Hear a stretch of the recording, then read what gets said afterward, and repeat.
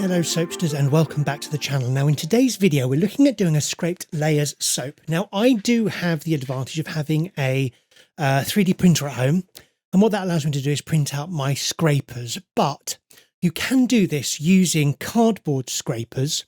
But what I would recommend is once you've cut them out is to then wrap them in packing tape so they're a little bit more waterproof as you use them through this soap. Now the thing with scraped layer soaps or anything where you're kind of scraping off layers, you're going to have excess soap. So bear that in mind when you're doing soaps like this. And it's always handy to have some molds by you whilst doing soaps like this that you can then put that excess soap into in order to make sure that you're getting as much out of this soap as possible. This soap technique works really well if you've got a fragrance oil that accelerates trace, because you do want these to set up quite quickly so that you can scrape them. But again, if your soap is one of these, if your fragrance oil doesn't set it up, you can always allow your soap to come up to trace naturally. So what you can see on screen is I've just added my oil there. Now I'm using a 1:1 master batch solution, which means it's got 1 part lye to 1 part water. The additional water that I need for each layer of this soap, I'm putting into the oil. Now you can do that quite happily and it will still work for you. And what you'll see here is I'm actually putting my lye solution on the scales and I'm measuring from the lye solution into the oil. And what this does is it basically means that you're removing the oil. So you're going to have a negative number, but you're still going to have the same weight, the same grammage if you do it from here into the other one. And you can just get an exact measurement without going over or under, so you can always make sure you've got the right amount of lye solution for the right amount of oil. So that's all I'm doing here, is taking it out and then popping it in.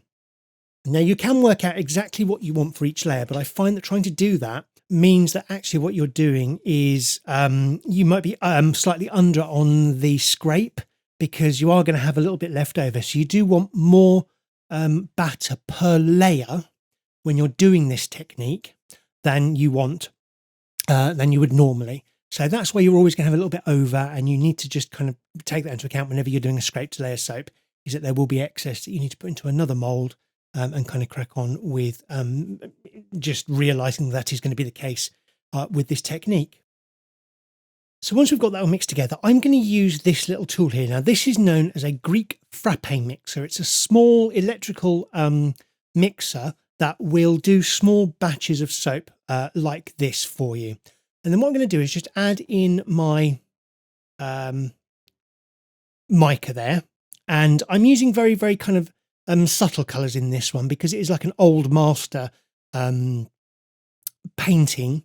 I want to use some subtle colours. So that's maybe a little too subtle, and we'll put a little bit more of this one in.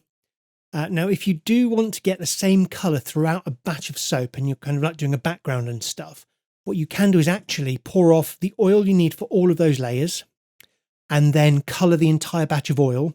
Make sure you stir it thoroughly on each time you pour out that amount of oil, and you'll get the same colour throughout your soap. So that's the best way of ensuring that you get a single colour through each one of the soaps. And what I do is stir this until we get up to the right kind of consistency. I want it pourable enough that it's going to sit into all the nooks and crannies, but I don't want to have to wait too long for this to set up. So you can see here, I've got that into all the nooks and crannies. I'm going to take my scraper. Now I have a number written on the side, so I know which side I'm going to scrape from. And then all you're going to do is basically manipulate the batter in the mold. And that needs to set up a little bit more. So I'm going to leave that for just a couple of minutes, and then we'll come back and I'll scrape that in a moment. So I've left that for a couple of minutes, and you can see here that I've come back and it's now at the perfect consistency to start scraping. So what I'm going to do is just move it backwards and forwards to make sure that I'm getting all of that kind of laid in properly. And if you do turn your mold around, make sure to turn your scraper around, because you want the scraper to be the same direction each time. So pull it through the soap slowly. And then what you want to do is get a little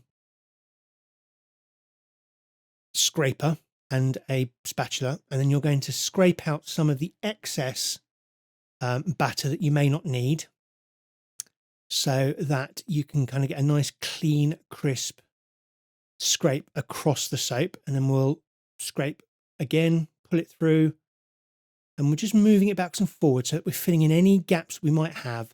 Pull out the excess, pop that into your mold, and continue doing this until you get a really nice, smooth, scraped layer. You can see we just move that through nice and slowly, then scraping the rest out. Turn it around, turn the scraper around, and then move that through. So just giving it a little tap there to get everything into all the little nooks and crannies. We're just putting enough of that in so that we fill in any gaps. And then we'll give that a scrape through. And just until you are absolutely satisfied that you've got a really nice base scrape there, clean up the edges. And you're basically going to do this for each of the layers, waiting for each layer to set up separately until you then get your scraped mold and your scraped design in each of those layers. So what I'll do is I'll move on to see the pour and the scrape of each of these layers, and I'll give you some tips and tricks along the way.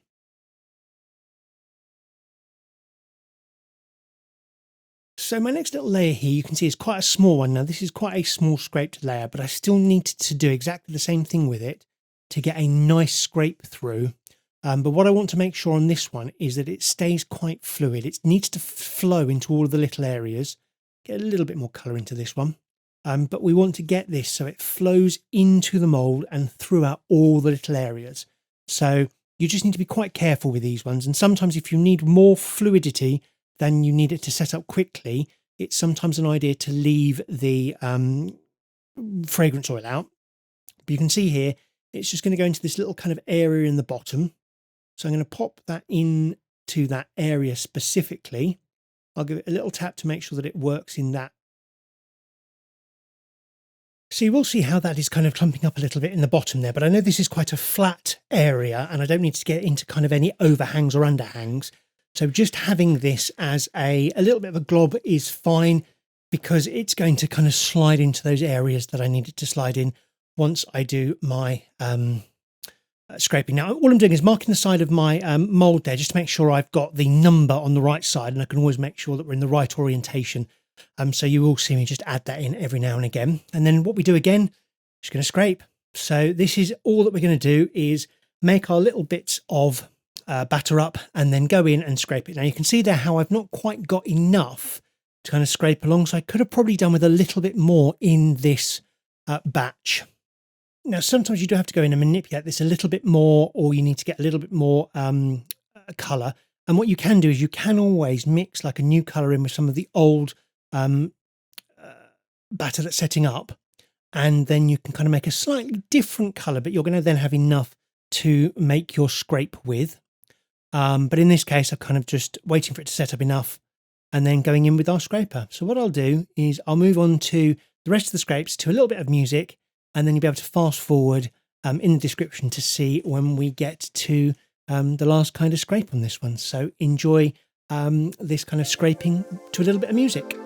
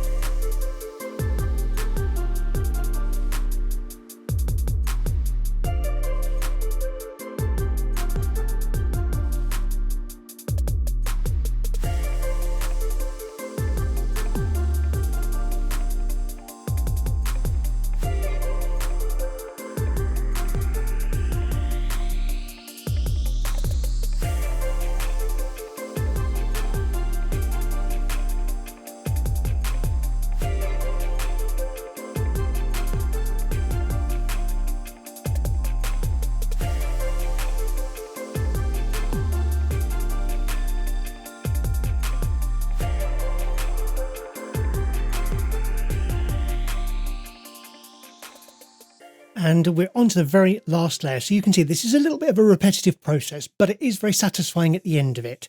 So onto our very last layer here, and I'm going with quite a dark brown, almost a black colour, just because I can incorporate a lot of the other batter that I've made into this very, very dark last layer. So if you can make your last layer very dark, that's always very useful. Now, the other thing that you may have noticed is I'm actually making this soap upside down. And what I'll do is I'll just add my plan of what I was going to do up onto the screen now, so you can have a quick look at it. And you can see from here that basically each of those layers is scraped so that it moves from the top of the image down to the bottom, and each layer is scraping out upside down, so the whole soap will need to be turned over in order for this to work.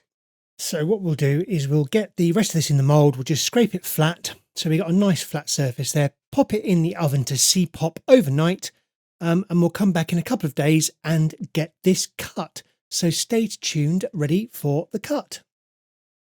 And here we are with the cut, so that's firmed up quite nicely, and you can see there all of our layers come together. A few holes in the end there which we could have sorted out, but we're going to cut most of that off anyway. So let's take a slice through here and see what we get. We're just taking a slice off there, and there we have our Mona Lisa. Let me just bring that into frame for you. So you can see there we've got all of her bits and bobs going on. We've got some lovely kind of subtle colours going through there rather than some really kind of like hefty colours going on, which is exactly what I wanted. And this runs through the entire bar. So that is our kind of enigmatic smile Mona Lisa soap. And if you have enjoyed this tutorial, please give it a like. And if you haven't already, please subscribe to the channel. It really helps me grow and it helps me make more videos for all of you. If you do subscribe, make sure to click the bell icon to get notified when a new video is uploaded.